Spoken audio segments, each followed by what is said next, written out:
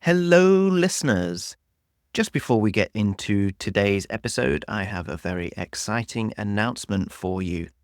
As you may well know, the month of October is ADHD Awareness Month. So, in celebration of that fact, I would like to offer to you, the listeners of the ADHD Goals podcast, a very special 30% discount on all of my ADHD digital workbooks and also on my ADHD one-to-one coaching. So if you want to get your hands on any of the digital workbooks, you can head on over to my website, which is adhdgoals.co. There will be a link in the show notes. You can head on over to the resources and check out either my emotional regulation workbook, executive functioning workbook, goal setting workbook, time management workbook. And there is also the ADHD planners and trackers template. So there are tons of templates there for you to print out and stick on your fridge or have by your desk so that you can plan out your day, your week, your month, your year, projects, medication tracking, fitness tracking, meal planners, all sorts of things. Anything you can think of, there is a planner and tracker there for you. If you have been sitting on the fence and wondering whether ADHD coaching is for you, well, I want to let you know that you can use the 30% discount on that as well. You can head on over to my website. Again, there'll be a link in the show notes, and you can check out what the coaching program has to offer. You can purchase a bundle of either 4, 8 or 12 sessions, and you can do those sessions on either a weekly basis or a bi-weekly basis. And the payments are spread out throughout the duration of those sessions. So along with that 30% discount, it really should make things a lot easier for you to get started and working towards your ADHD goals. So you can just use the coupon code COACH30 when you are either purchasing one of the workbooks or booking in your coaching sessions. So, without further ado, let's get on with the show.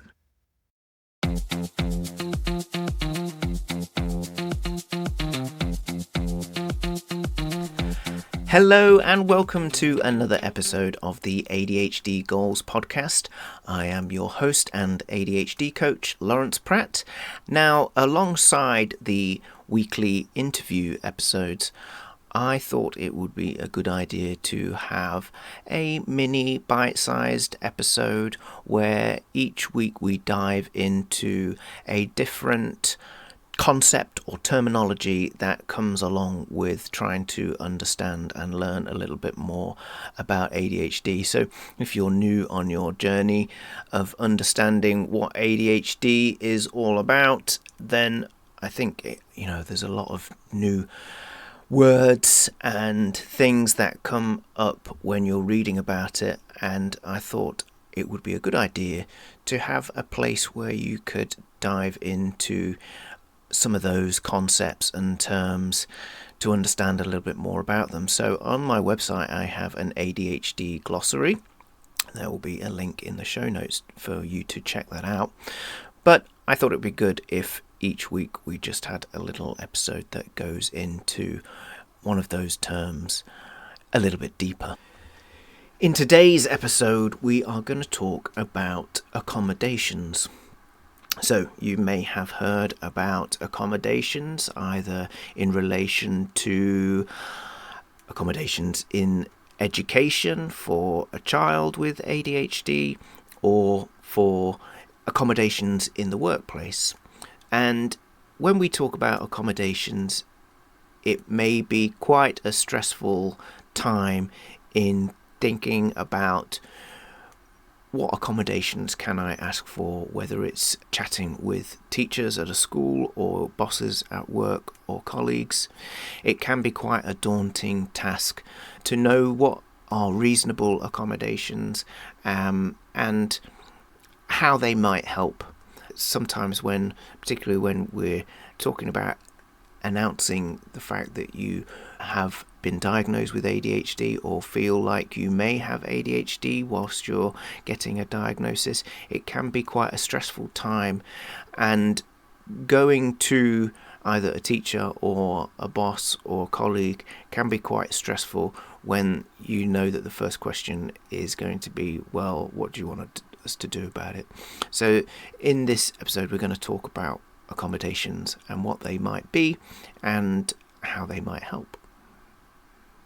Accommodations refer to the adjustments or modifications made in educational, workplace or other settings to help individuals with ADHD perform to the best of their abilities. So these accommodations address specific challenges associated with ADHD, like difficulties with attention, organisation, time management and impulse control. They're designed to level the playing field, ensuring that people with ADHD have the support that they need to succeed, not to give them an unfair advantage. Let's start by exploring some common educational accommodations. So these might include extended time on tests and assignments, which allows individuals more time to process information and complete their work without feeling rushed. We also have preferential seating, so sitting closer to the teacher or further away from distractions so that they can help maintain focus. We've also got breaks during tasks. So short breaks can prevent mental fatigue and help with concentration. We can also have assignment modifications, which includes breaking assignments into smaller, manageable parts or offering alternative formats. And there's also use of technology, so tools like spell checkers, calculators, or text-to-speech software can assist with tasks that may be challenging due to ADHD symptoms. Where else can we have accommodations? So we can also have workplace accommodations. So these might look a little bit different but serve the same purpose, and they can include flexible work schedules, allowing varied work hours or more frequent breaks.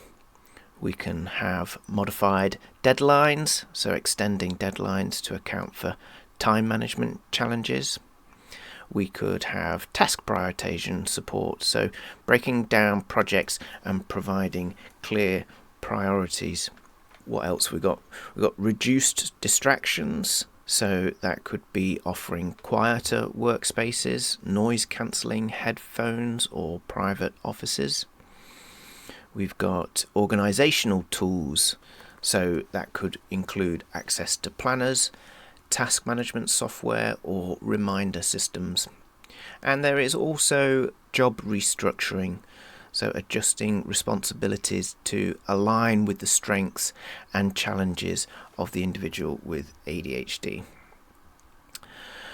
But accommodations aren't just limited to school or the work setting. They can also be beneficial in daily life, so creating consistent routines, using visual planners, reminders, and engaging with ADHD coaches or accountability partners can help individuals manage their symptoms more effectively.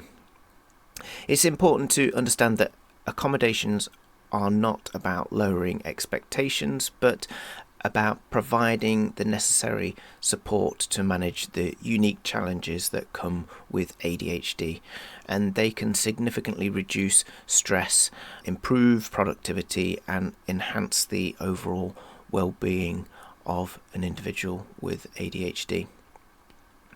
So if you are interested in learning more about accommodations or any other ADHD related terms, be sure to check out the ADHD Glossary on my website at ADHDgoals/ADHD-glossary.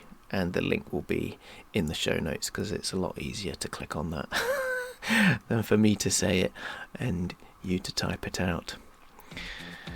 Thank you for joining me on this journey of understanding If you found this episode helpful, then please subscribe and share it with someone who might benefit.